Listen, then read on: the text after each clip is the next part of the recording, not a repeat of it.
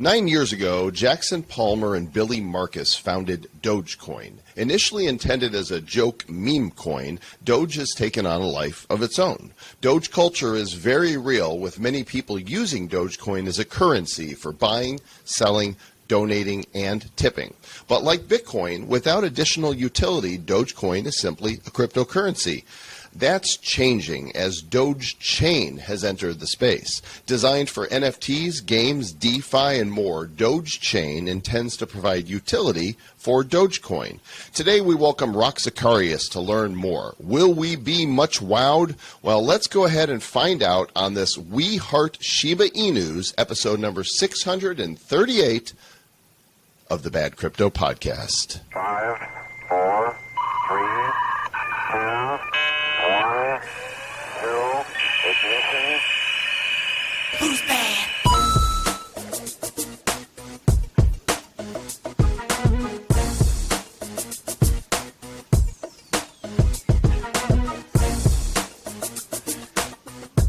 And that's right. Welcome to the Bad Crypto Podcast, the show for the crypto curious and the crypto serious. You have entered the realm of much wow with my friend Travis Wright and myself, Joel Comm. Hello, Travis. Hello, hello. We are the Doge Dingleberries today. That's a new one. I hadn't heard that one before. Very good. That's great. Oh, look at that. Our guest decided to speak up already. Well, it's not your turn yet, buddy. Hang on a second. Because first of all, we got to tell people that we are here to go the thing so you don't have to. 10 million downloads strong. And we are actually trying some new things today, some new things with video. We're using a different production suite and producing the show as though it's live. What does that mean to you? Not a whole hell of a lot of anything, but let us know if you like this format, especially if you are watching the show on YouTube, Odyssey, or Rumble, because it's very visual. Yes, absolutely. And this is a new style, as Joel mentioned. But one thing that we're also doing that is also a little different is there's a lot of people that email us all the time. They email us at badcryptopodcast@gmail.com. They're like, hey, how do I get on the show? They'll either that or they'll just send you like 5 blog posts in one, which is like one big-ass email. It's like a PR thing. We don't read those. But if you do want to be featured on Bad Media, what you want to do is go to badco.in, spells badcoin, badco.in/apply. And if your project is worthy, we will come and chat about you. Thank you for bringing that up, Travis. I forgot to share that. I do reply to people who send us pitches for being on the show. But yes, badco.in/apply. And of course, you'll find links to that and from our discussion that we're about to have today in the show notes for this episode. Where can you find that? badco.in/638. Trav, you've owned Dogecoin in the past, right? You know, I remember seeing Dogecoin way back in the day, and I remember looking at it going, ha, ha, ha, ha.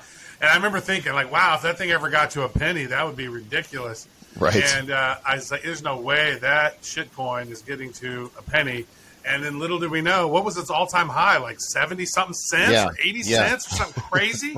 People could have made so much money if they would have paid attention to Dogecoin at the right time. But as you mentioned, Doge really had no way to build on it. There's no way to build dApps. There's no way to really grow on top of that. But it looks like that's changed.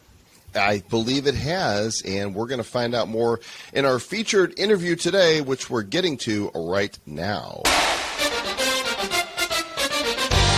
Indeed, our guest today is Roc Zacharias. He is a Bitcoin and crypto enthusiast and expert, in quotes. He's the CEO at Lunar Digital Assets. They are a core contributor at Dogechain. He's a co-founder of QuickSwap and the founder of the Crypto Not Society. Roc, your name rocks. Welcome to Bad Crypto. I don't know where you guys got that bio. I didn't write that, but great. I don't know.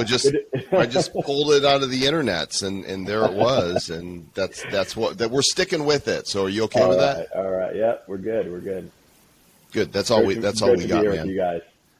Thanks, bro. Why don't you give us a little bit of your background in crypto before we get into the whole Doge part? Yeah. So, it goes back over 20 years. I was selling digital currencies in games to Brock Pierce, who later created EOS. and then Jonathan Yantis, who later created Wax.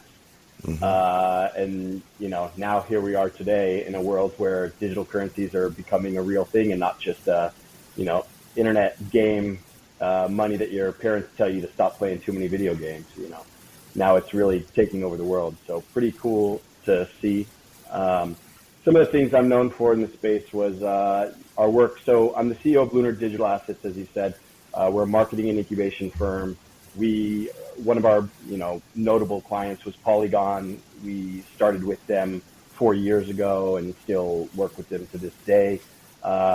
Through that, I co-founded QuickSwap, which is the biggest DEX on Polygon.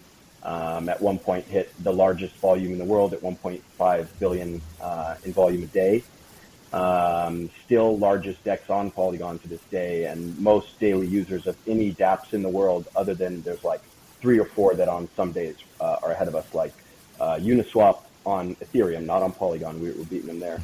And then OpenSea on Ethereum, and sometimes some others. But so there was, so Lunar Digital Assets, and then working on Polygon marketing, QuickSwap incubation, and then now most recently, the most notable one is Dogechain.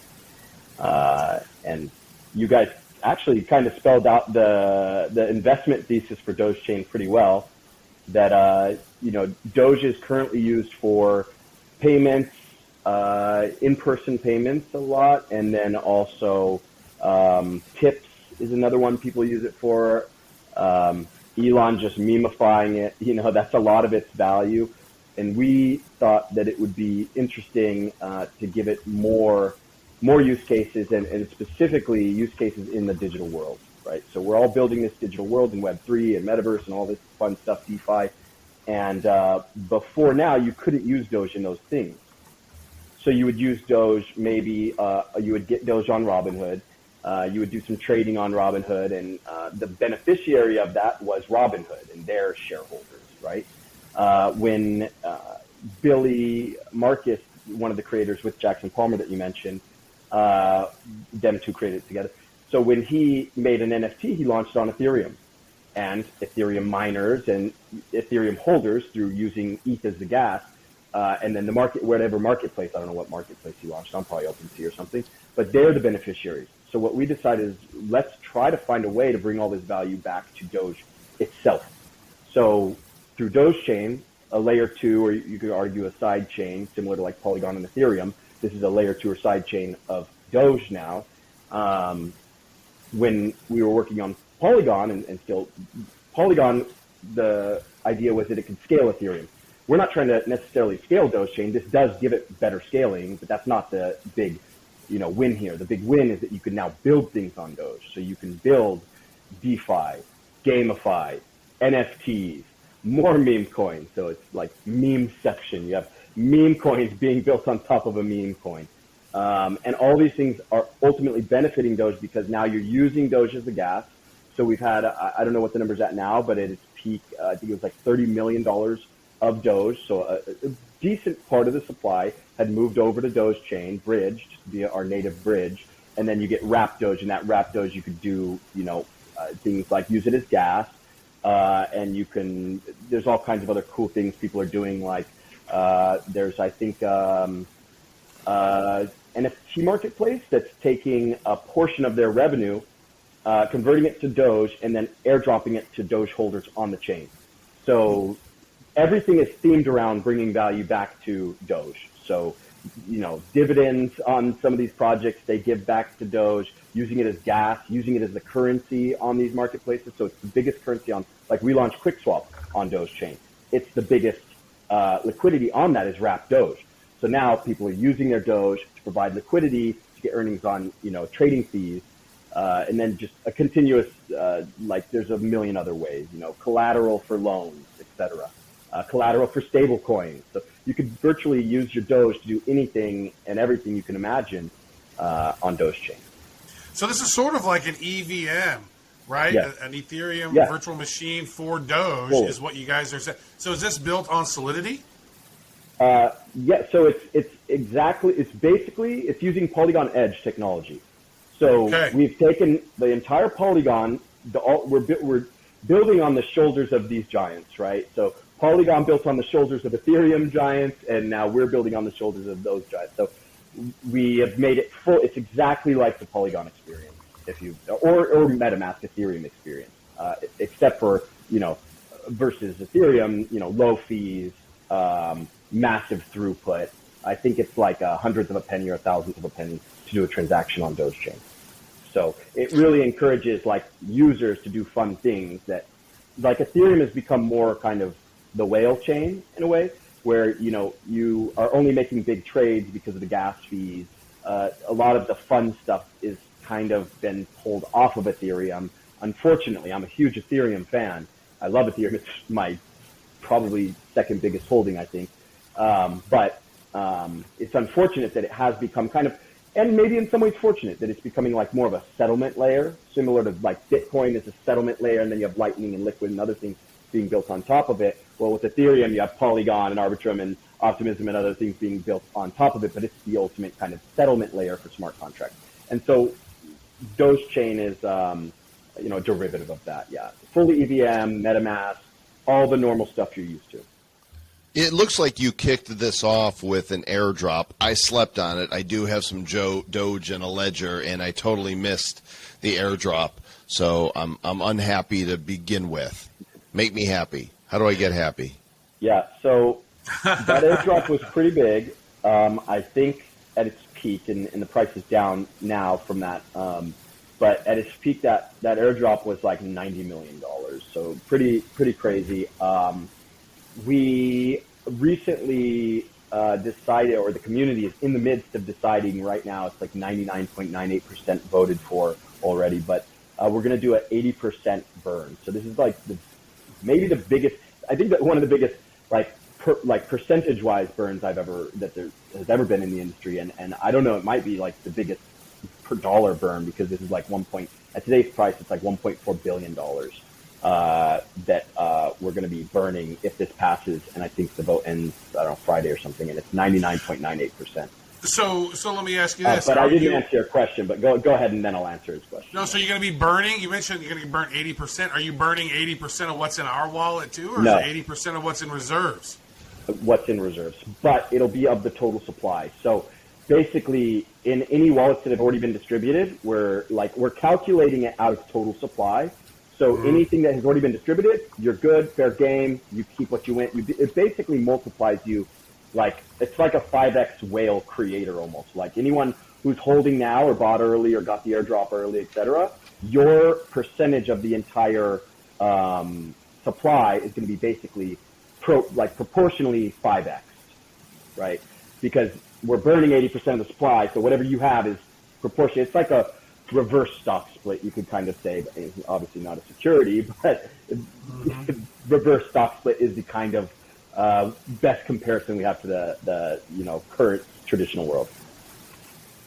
I mean, it looks like, it had its run after the airdrop, and then, like a lot of the cryptos after the run, comes down, and now why do we see a sudden boost here? Just timestamp, we're recording this interview on the 25th of October 2022, and it looks like on the 21st something happened. What happened? Did you announce the burn? Is that it? Yeah, basically. Well, we can't announce a burn directly because we can't do anything with the tokenomics without the community voting. It's decentralized in that way. Mm-hmm. So basically the community had been asking for it. So part of the problem with the tokenomics is that it had such a run early on that it went from 100 million FDV, kind of like starting day one, that was like the DEX price, to 4.5 billion FDV in, a week or two. Big run up, a little scary, right? And in typical crypto fashion, people sold off on that 4.5 billion valuation, worrying that, well, while the circulating supply was very low, I mean, like today it's at, you see there, 50 million circulating, but it's at, a 1.6 billion FDV. So what this will do is it'll reduce the circulating to FDV ratio, right? It'll multiply it by 5. So the circulating will stay the same, but the FDV will drop by 80%. And so that'll be significant because right now your fully diluted valuation is like $1.6 billion. Yeah, your total market cap's a little under 50 billion or 50 million, but you're going to drop 80% off of that 1.6. So that's going to be significant. Yeah. It's like a $1.3 billion US dollar burn. It's like, I don't think this has ever been done. So I think that's why the community That's is because you're getting so rid well. of the total max supply, right? You're getting rid of the total max supply. And so then you're going to go from 1 billion down to 200 million? Something like that. 300 million, 400 million, whatever. Wow. Okay. Well, as you can see, I'm adding this for those of you watching the video, just like you would add Polygon or any other RPC to your MetaMask. You just go in here. All the docs are on the official site, and you just you put them in, and in a minute I'm going to be able to. It did this over on Dogechain. If you actually click the right link, it actually brought that up for you. My question to you, Roc, because I know a lot of people are going to consider this as well. Like, so I go on. If you go to the bridge, by the way, you don't have to type any of this. Just go to the bridge website or our website, dogechain.dog, and click the bridge link. And it should. The cross-chain bridge. You already set it up, so it's not going to pull up. But I forget where. But if you just go somewhere on this page, it'll automatically try to import. Maybe when you go to Connect Wallet or so, I forget exactly where. But it's trying to import the Doge. Yeah, it'll import all the RPC, the chain ID. You don't have to do that. If that intimidates people that were just watching, you just go to this website. It'll automatically. My question was a little different. So if I go to, say, CoinGecko and I type on the address, and it says it's an Ethereum address, right? Mm-hmm. So I grab that, and it's giving me the 0x7b4 blah blah blah CF9180, and I take that, copy that, I add that to my MetaMask, which I'm thinking I added to my Ethereum one, right? Mm-hmm.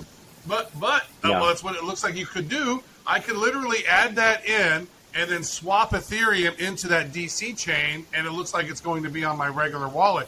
Can I then take that DC from my Ethereum-based wallet and bridge it over to Dogechain?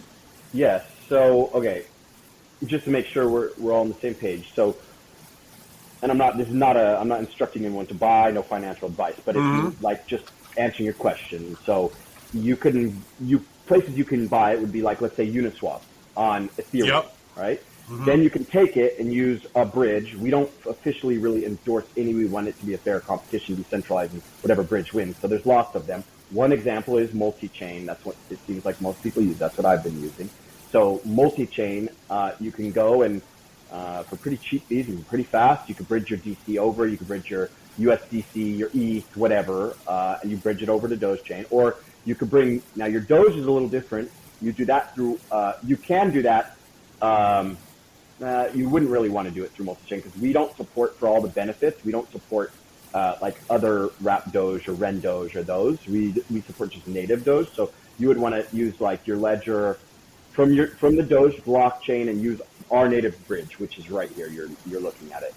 So you can see there's 140 million Doge that's been bridged. And then so you would just do this, and I don't know, I forget, it takes like under an hour. Sometimes it's really fast. Sometimes it's 20 minutes, 10 minutes, whatever. But where do I find some of the applications, NFTs, games? Is any of that has been built yet, or are there websites I can check out what you can do with Doge? I'm terrible. I mean, we've got a lot going on. We have a team of 50. But I think if you click ecosystem there, I think we've started building out like a display of. So we have like 300 projects that have applied for like grants and ecosystem stuff for us. Yeah, there you go. So you can see some of the stuff being built. I think we just had it recently. Things are moving fast, but that's a small amount of. Oh, cool. There's more. Awesome. Beautiful. Yeah, so, you got a Doge name service. Exactly. Just like ENS. So that's what I was saying is like everything is like you'll find all the normal stuff you'd find on Ethereum and in other DeFi and GameFi, but then we're trying to be more unique, make things fun.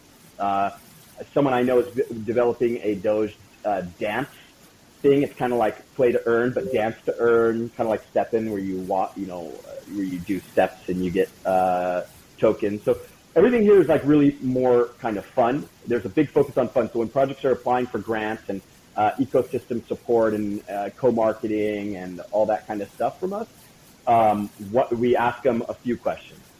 How is this going to benefit Doge? So what are you doing to help Doge itself, right? That's like our core mission. And then, is it fun? What are you doing to make this fun? We don't want just plain old vanilla DeFi. We want fun. Fun-fi. So what can you do that's goofy or fun? So like this is kind of some fun stuff like real Doge punks. That's a really cool one. Maybe you can actually even just search real Doge punks in your browser. There you go, Oasis. Oh, perfect. You already got a link. So like check these out. There they are. This was a husband and wife. The wife had been doing all this art for 9 months before. So she didn't even know Dogechain was being developed. She was just building this art. She didn't know where to launch it. She was thinking about Ethereum, but Ethereum is kind of more whale stuff, and so she was trying to figure out what chain. She was thinking. I think she said she was thinking about Polygon. And then when we came up, she said it was like there's an interview with this on our Twitter Spaces. But the husband does kind of the business side of it. She does the art, and she said when she found Dogechain, she's like, oh my god, finally somewhere where I can put all this work I've done somewhere I can launch that makes sense. And that's what we're here for, is all these people that want to do things. There's a huge Doge community out there, right? It's massive. Like when I go out to bars, restaurants, anywhere, events, even non-crypto stuff, and I talk to people because I'm a weirdo, like probably you guys, we all are weirdos and talk to people about crypto that, maybe some don't care. But while I'm out there talking to people, especially here in America and in California, at least half of the people that hold crypto or know about crypto, they say, oh yeah, I have Doge. Right? It's a massive amount of people. It was, I think, like 50% or something of Robinhood's revenue was Doge trading in 2021. So, like, Doge is a huge community. There's a lot of people out there that want to do stuff with their Doge, or like they are passionate about Doge. And Elon's entire, like, as president of the world de facto in a way, like his whole community loves Doge, right? But there's nothing you can really do with it. All these Doge influencers, you watch them, and they're mostly like doing technical analysis or like, did Elon say this in a thing? Is this a hint? There's not a lot really to do. That's Saturday Night Live when Elon went on there talking about Doge was maybe the peak market excitement, and it seemed like the market sort of tanked. So if Elon ever goes on SNL to talk about Doge, make sure you get out of your Doge just in time. But this is fascinating, and I want to let everyone know this is not a paid sponsorship advertisement thing. We didn't contact them to say, hey, pay us to be on the show so we can talk. We don't normally talk about coins like this, but this is Doge. Doge is doing some interesting things here with Dogechain, and actually, they're not even. You guys aren't even officially Doge because that doesn't happen. So how did you guys say, hey, we're going to be the sanctioned Dogechain?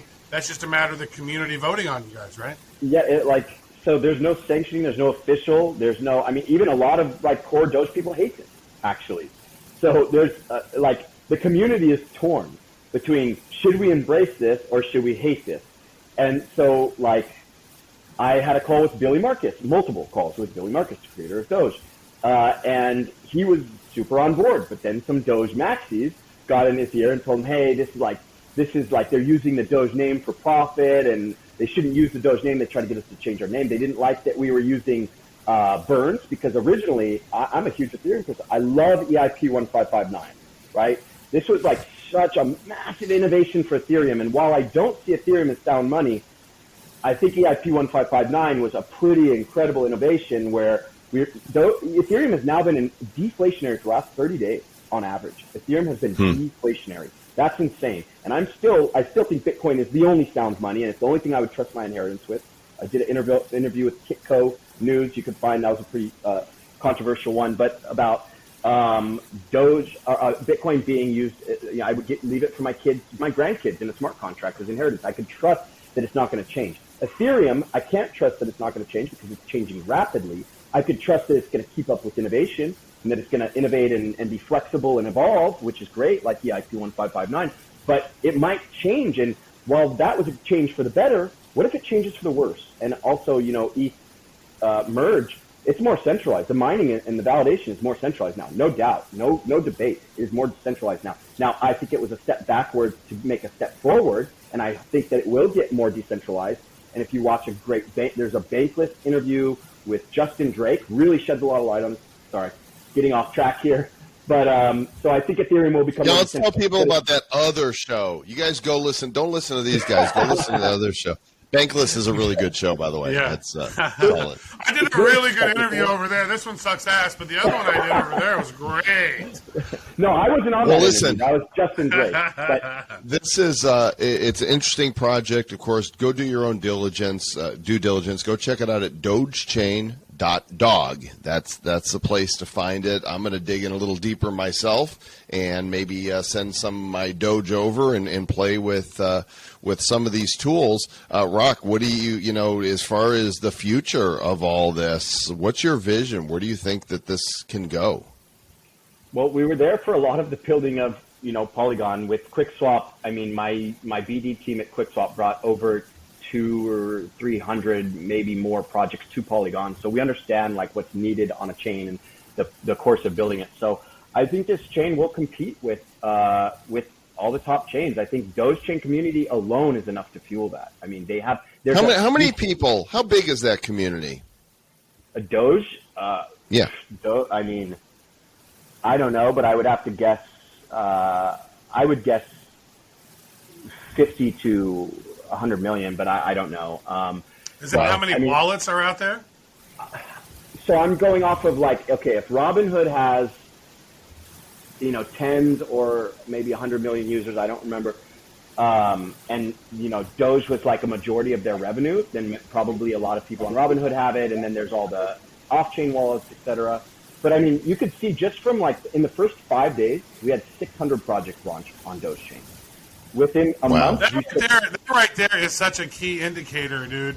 For one, you've already done it before, right? So that's always an indication of, all right, hey, we've already built on Polygon, we built QuickNet, the QuickSwap, and now you're taking some of your learnings from that, applying another chain on top of that, connecting to the Doge community, weaving through the Polygon community, bringing in the best things, and you had 600 different dApp projects in the first 5 days. Like, that's insane, dude. Like, it seems to me that. And how long have you guys been out? Just a couple of months, right? It's been almost 3 months now. But so within 5 days, 600 projects. There were some. It's the Wild West, though. I mean, there was a project that did 360,000%, I think, on day 2, and I'm sure it's pulled back since then, right? These are, I mean, a lot. Some of these are still around and doing well. A lot rugged. It was very Wild West, very dangerous. Scams, rugs, pump and dumps, but also a lot of cool stuff has come out of it, like that Real Dogepunks project. And there's another 300 projects that are still building that we've had phone calls with, video calls with. We're doxing a lot of these projects so people could trust them more. But anyway, so within 1 month, we had more daily transactions than Ethereum and Polygon. Wow. What else? So you got a lot of hungry people out there wanting to use their Doge and wanting to find ways. Yes. And so if they were staking their Doge and got a DC drop, they just made free money out of thin air. Now you're going through doing an 80% cut in the total supply, which means whatever you had should increase 4 or 5x in theory, right, from where you are right now. Not financial advice. I'm just looking at it because I have not been so informed on this up until Joel and I were chatting before we were going to do this. I was like, wait a second, we're having these Dogechain people on, or Dogechain. We're not charging them anything to be on for PR. This is PR shit. And I was like, well, so we normally do. And then we're understanding it now and seeing how it is set up. It seems to me like it's worth doing some due diligence on, just because of your track record, because of the fandom of Doge, because it's on a good chain. You got a bridge. There's a lot of components in this that I really like. This is a Polygon Edge chain. So eventually this will be fully interoperable with all Polygon chains, including, the current Matic original chain. Just recently, ZK EVM launched, which I'm wearing a shirt I got in DevCon Colombia. So QuickSwap was the first DEX to launch on the new testnet of ZK EVM, which is a new Polygon ZK chain. And so any chains that launch on Polygon moving forward, there's a ton that they've either acquired the technology or they're launching all these chains. It'll all be interoperable, similar to how Cosmos IBC is interoperable, right? So all these will be interoperable. So will Dogechain. We're even looking at making Dogechain almost like a layer. I've never said this publicly, but making it almost like a layer 0 of layer zeros, connecting IBC and Polygon and other things. Where I don't know if I should have said that because it's still in talks. But that's just too late. Potential. You never know. I mean, okay. Too late. Can't edit it now. It's out there. It's in there. It's been broadcast around the world. Well, we're going to be keeping a close eye on this. And, Roc, we appreciate you coming on, sharing the Dogechain goodness with us today. Yeah. And to answer your question from earlier, there are still airdrops for people continuously bringing Doge in. That was all right. I want my damn airdrops. Program, and then there'll be more going on. So you can bring your Doge over. Damn airdrops. And there'll be other ways to earn it, too. Yeah. Thank you so much, guys. You bet. Well, Sir Lord Travis, that's some interesting stuff going on here in the Doge ecosystem, huh? You know, I mean, looking at that and chatting with Roc, not knowing a whole lot about it prior to the call, looking at the site, seeing what's being developed, seeing the growth rate, the increase in amount of users in this thing. It seems interesting to me, enough so that I bought an ETH and a half worth. I mean, just full disclosure, during the call, I bought 1.5 ETH worth of DC. Right now, look at that. You got sold. And by the way, you mentioned something there during the interview. We usually do not charge for people to come on the show. It's not usually, no, but if it's like a PR thing, then we let people know this is PR. They're pushing. I know, marketing. but I wanted to be clear because you made it sound like we charge people to be on the show all the time. We don't. It's the exception, not the rule. And whenever we do, we're always clear with you guys and tell you, because we respect our audience and we want to always be honest with you. And two, we don't want to get in trouble because, Kim Kardashian had to pay $1.5 million for touting a coin. We are not touters here.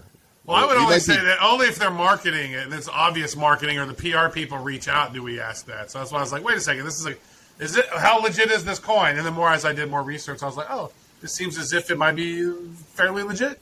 We might be doubters, but we're not touters.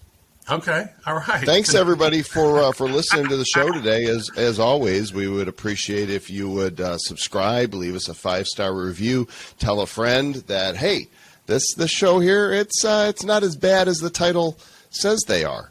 Mm-hmm. Well, that one guy is. Yeah, me. If you do have some Doge, I guess it looks like there's some opportunities for you to still go ahead and use that bridge and get some. Yeah, sounds like it. I don't see why not. I'm definitely going to go check it out. And we will catch you guys on the next episode. So you know what to do until then. Go ahead and stay bad.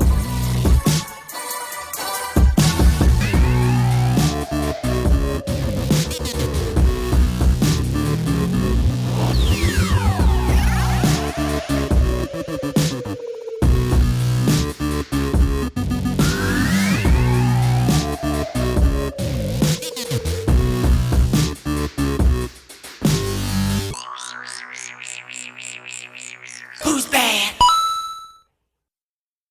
The Bad Crypto Podcast is a production of Bad Crypto LLC. The content of the show, the videos, and the website is provided for educational, informational, and entertainment purposes only. It's not intended to be and does not constitute financial, investment, or trading advice of any kind. You shouldn't make any decisions as to finances, investing, trading, or anything else based on this information without undertaking independent due diligence and consultation with a professional financial advisor.